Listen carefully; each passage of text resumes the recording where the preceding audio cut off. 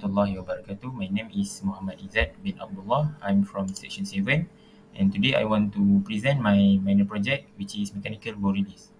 For the objective of the project is to introduce how the system and mechanisms in mechanical bore release, and the second one is to conduct the activity of the trigger bore mechanism as in presence of mechanical system as mechanical trigger mechanism.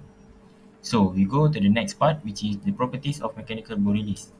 So for the jaw mechanism, we have a hook style or single or double jaw. And the next one is types of triggers. So for the types of triggers, we have four types, which is resistance release, hinge release, thumb release, and index finger release. So the next properties is it is adjustable and it has strap or handle. So the next is the purpose of the mechanical bore release. So the purpose is for safety. It is ease of use, accuracy, and consistency. We go to the next part, which is the mechanism of action. So for the mechanism of action, we have aiming, we have drawing, attachment, release trigger, string release, and follow through. So we go to the next part, which is the design and development. So the first part, we have a sliding block. So the function of the sliding block is it is transfers the trigger's movement to the clamp. When the trigger is pulled, this block slide forward, backward, pushing or pulling to release the jaw mechanism. We go to the next part for main housing. So the function of main housing is to provide structure and alignment for all parts. It holds everything in place and include tracks or grooves for the sliding block to move in a controlled way. The next part is the actuation lever. So the actuation lever is where the archer pulls back the bowstring using the release device. It is ergonomically shaped for grip, transfer pulling force to the device to the jaws holding the string. The next one is connection knuckle. For the connection knuckle, it is a rotational joint between the main body and handle. It gives a bit angular freedom so the archer can position the release comfortable. The next part is trigger mechanism. So the function is as the release trigger. When archer pull, it rotates around its pivot and causes the clamp or jaw to release the bowstring.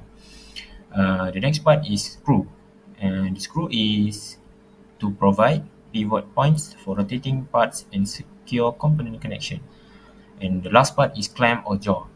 In this part, it holds the bowstring securely in place before release. It connected with screw to the central body. When the trigger moves, it disengages this jaw, letting them open and release the string. So we go to the next part, which is how to use. So to use the mechanical bowstring, it is very simple. First, we have the bowstring is placed inside the jaw.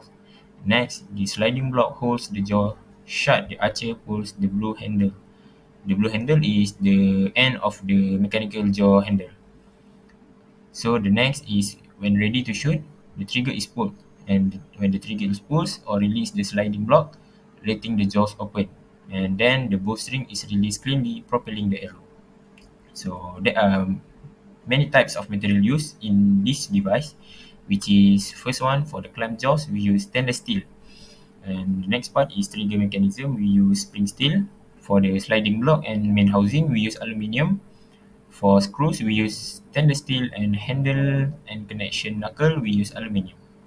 We go to the next part, which is suggestion. For the main function of mechanical bore release, hold and cleanly release the bowstring via its mechanical clamp jaws.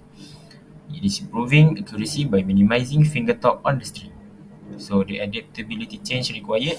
The first one is interface with the bowstring, which is the D-loop compatibility.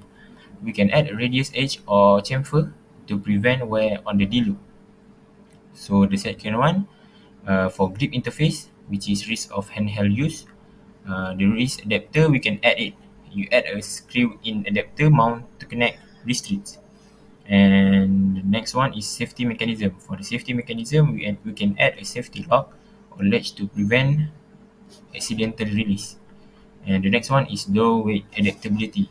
For this part, we can make sure parts like the trigger, jaws, and sliding block can handle compound bows, which is 50 to 70 pounds, and lighter setup, which is 30 or 50 pounds. For the last part is visual and tactile feedback. For this part, we can use color coding or tactile texture to help differentiate triggers, jaw tips, or safety features in low light conditions. So that's all from me and my project. Thank you.